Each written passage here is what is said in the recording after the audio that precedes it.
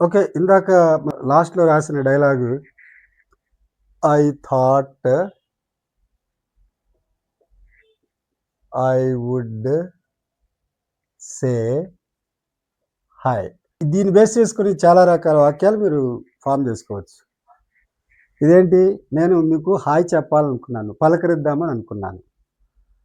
నేను కలవాలని అనుకున్నాను. I thought I would meet you.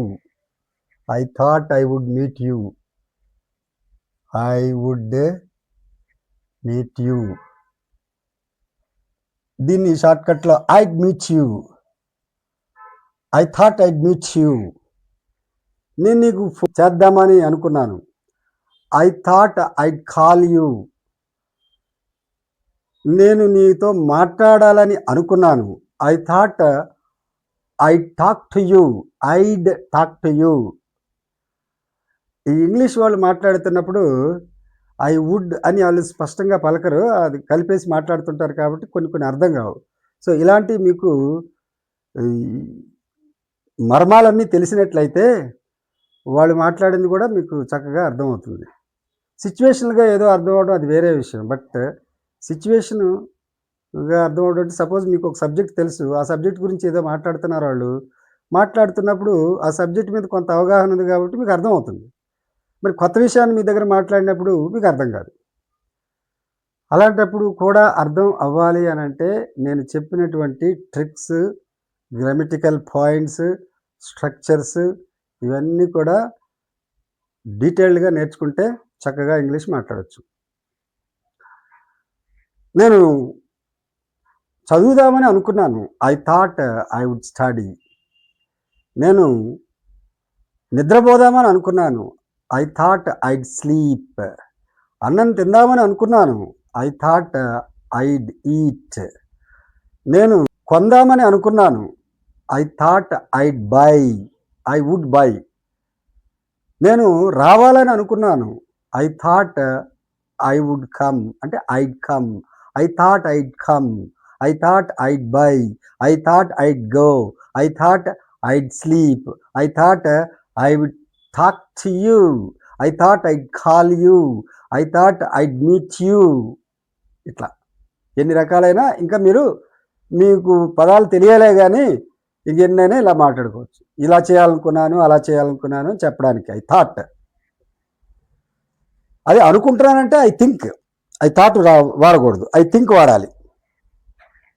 ఇప్పుడు దానికి గీత ఏమంటుందో చూద్దాం. గీత రెస్పాండ్ అయింది. ఏమని? నేను కూడా మిమ్మల్ని గమనిస్తున్నాను.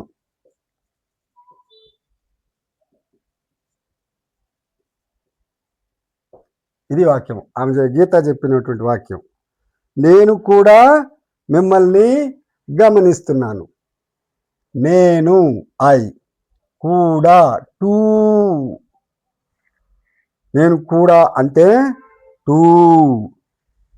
మిమ్మల్ని అంటే యూ.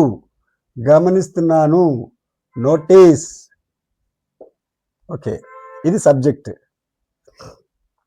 ఇది ఆబ్జెక్ట్, ఇది verb, adverb.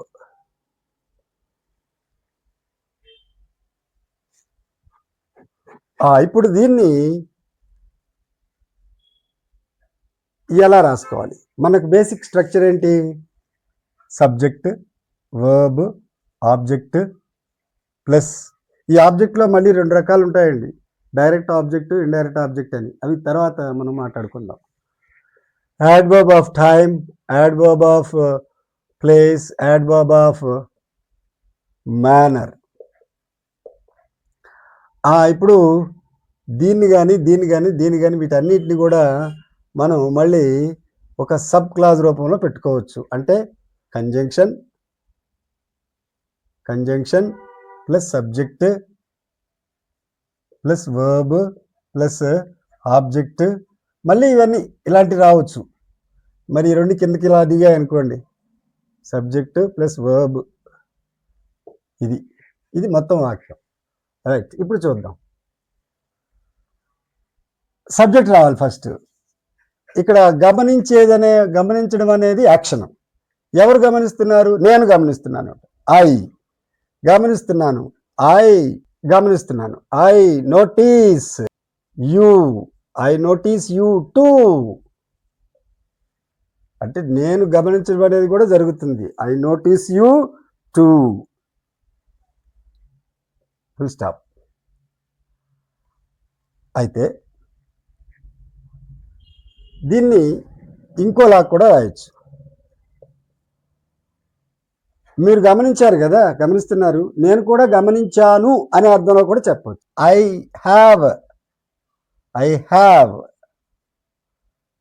Noticed you two. ఇలా కూడా చెప్పచ్చు. ఇది ప్రెజెంట్ పర్ఫెక్ట్ అవుతుంది. ప్రెజెంట్ పర్ఫెక్ట్ అంటే ఇంతవరకు మిమ్మల్ని నేను గమనించాను అని. పర్ఫెక్ట్.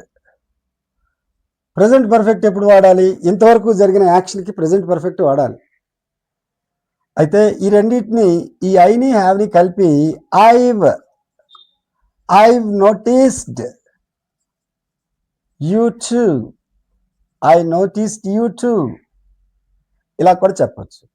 ఈ మూడిట్లో మీకు ఏది కన్వీనియంట్ అయితే అది. ఇది కన్వీనియంట్గా ఉంది, ఇది కూడా కన్వీనియంట్గానే ఉంటుంది. I have noticed you two కొంచెం ప్రొలాంగ్ అయింది. ఐ నోటీస్ యూ టూ, లేదా ఐ టూ అని కూడా అనొచ్చు షార్ట్కట్లో. ఇట్లా కూడా చెప్పచ్చు. రైట్. ఇంకిద్దరితో ఆగలేదు, మళ్ళీ ఇంకో డైలాగ్. మళ్ళీ ఇప్పుడు ఈ డైలాగ్ చెప్పింది. ఏమైనా కానీ మిమ్మల్ని కలిసినందుకు నాకు సంతోషంగా ఉంది. ఏమైనా కానీ అంటే ఎనీవే అని చెప్పాలి. మిమ్మల్ని కలిసినందుకు నాకు సంతోషంగా ఉంది. మిమ్మల్ని అంటే యు, కలిసినందుకు టు మీట్. సంతోషంగా ఉంది అంటే నాకు సంతోషంగా ఉంది. ఐ ఆమ్ గ్లాడ్ లేదా ఐ ఆమ్ హ్యాపీ. ఇది వాక్యం. మరి ఈ వరుసలో చెప్పకుండా ఎనీవే షార్ట్కట్లో తేల్చేస్తాం. ఎలా? ఈ ఐ తీసేస్తాం, యామ్ తీసేస్తాం. Anyway glad to meet, glad to meet you, to meet you. Glad సంతోషంగా ఉంది. ఎందుకు సంతోషంగా ఉంది? టు మీట్ యూ, మిమ్మల్ని కలిసినందుకు. రీజన్ చెప్తున్నాం. మిమ్మల్ని కలిసినందుకు. ఆ రీజన్ అనేది కూడా ఒక యాడ్వర్బ్ అన్నమాట. యాడ్వర్బ్ ఫ్రేజ్ అంటారు. To meet you adverb phrase అంటే ఇందులో ఇక్కడ సబ్జెక్ట్ లేదు. ఐ యామ్ గ్లాడ్ ఉంది.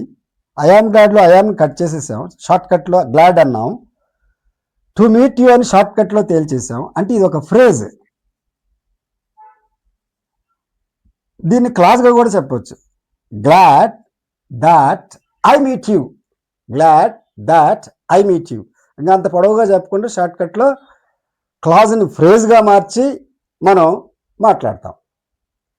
అలా క్లాజ్ అంటే ఏమిటి, ఫ్రేజ్ అంటే ఏమిటి అనే విషయం మీకు తెలియాలి. క్లాజ్ అంటే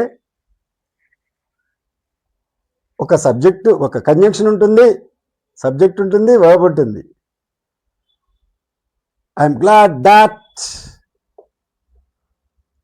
I meet you, I'm glad that I meet you. ఇట్లా చెప్పకుండా ఈ క్లాజ్ని టు మీట్ యూ ఇట్లా చెప్పేస్తాం. I'm glad to meet you. అయితే ఇలాంటి చిన్న చిన్నవి మనకి వాడుకలో గుర్తుండిపోతాయి. మరి వాడాలిగా ముందు, అది వాడడమే కష్టం అవుతుంది. కాబట్టి స్పాంటేనియస్గా అవి గుర్తుకు రావు. అందుకోసం మీరు ఒక సిస్టమేటిక్ మేనర్లో కొన్ని వేదమంత్రాలు చదువుకుంటున్నట్లుగా వీటిని గ్రామర్ ప్రకారంగా, గ్రామర్ని అనుసరించి చేసుకున్నట్లయితే పక్కాగా కాన్ఫిడెన్స్ ఎప్పుడు వస్తుంది? మీరు మాట్లాడేది కరెక్ట్ అని మీకు అనిపించినప్పుడు. మీరు మాట్లాడేది కరెక్టో కాదో మీకు తెలియదు, ఏదో 4 డైలాగులు బైహార్ట్ చేస్తాం, వాడు పక్కవాడు మాట్లాడింది విని మనం మాట్లాడతాం. వాడు కరెక్ట్‌గా మాట్లాడలేదో మనకు తెలియదు. వాడికి తెలియదు. టోటల్‌గా మరి కాన్ఫిడెన్స్ ఎవరి నుంచి వచ్చింది? ఎక్కడి నుంచి వచ్చింది? అందరూ ఏదో మాట్లాడుతుంటే మనం అట్లా కాదు. స్పష్టంగా, క్లియర్‌గా, గ్రామటికల్‌గా అంటే యాజ్ ఇట్ ఈజ్‌గా ఫారినర్స్ ఎలా మాట్లాడతారో అలా అదే స్టైల్‌లో మాట్లాడాలంటే నేను చెప్పింది ఫాలో అవ్వండి. ఖచ్చితంగా మీరు మాట్లాడతారు. కాకపోతే కొంచెం టైం పడుతుంది. హరీబరీగా నేను 4 రోజుల్లో నేర్పించేస్తాను, వారం రోజుల్లో అది ఎట్లా అవుతుందండి? అవ్వదు. చెప్పొచ్చు. ఇప్పుడు నన్ను చెప్పమంటే ఒక గంటలో, 2 గంటల్లో మొత్తం స్ట్రక్చర్‌లన్నీ టక టక టక టక టక టక చెప్పేస్తాను. ఎక్కడ గుర్తుంటాయి అవి? వాటిలో ఏం పదాలు ఎప్పుడెప్పుడు వాడాలో ఎలా గుర్తుంటాయి? వాటికి మరి ప్రాక్టీస్ ఉండాలి కదా! కాబట్టి ఆ ఎక్స్‌పెక్టేషన్‌తో మీరు నిరుత్సాహపడొద్దు. వీడియోలు చూడండి. అన్ని వీడియోలు చూడండి. కానీ అరే రాలేదే అని నిరుత్సాహపడకూడదు. నిరుత్సాహపడకుండా, పట్టు వదలకుండా ఇది గాని మీరు ఇంగ్లీష్ గాని ఒక్కసారి బాగా నేర్చుకున్నారు అంటే ప్రపంచంలో ఎక్కడికైనా మీరు నిరభ్యంతరంగా తిరగవచ్చు. ఒక యెస్ నేను ప్రపంచంలో ఒకడిని అనే ఇప్పుడు ప్రస్తుతం ఆంధ్రలో ఒకడిని. కనీసం ఇండియాలో కూడా ఒకడిని కాదు. ప్రపంచంలో నేను కూడా ఒకడిని. నేను సైతం ప్రపంచంలో ఒకడిని చాటి చెప్పుకోవచ్చు. నేను సైతం ఫారిన్ కంట్రీ వెళ్ళగలను. నేను సైతం ఇంగ్లీష్ మాట్లాడగలను. నేను సైతం గొప్పవాడిని అవ్వగలను. ఎందుకు అవ్వలేను? నేను సైతం నేనే అని self inspiration, self motivation is very very important. For your information I have come from very remote village. చాలా పల్లెటూరు నుంచి వచ్చాను. But by will and wish, I was able to succeed in learning English, not only English, but also many, many subjects. So, why not you, like me? So, be confident, just follow me. As an elderly person, as a senior citizen, I am advising you, just follow. See all videos, but don't miss my video. That's what I suggest you. If you learn because of me, I just feel happy. Yes. Thank you. And you subscribe. Definitely you subscribe to my channel and you continue watching. Thank you very much. And we will continue the dialogue next video again very soon. Maybe today or tomorrow. We will continue. This is a never-ending process. Only introduction is over.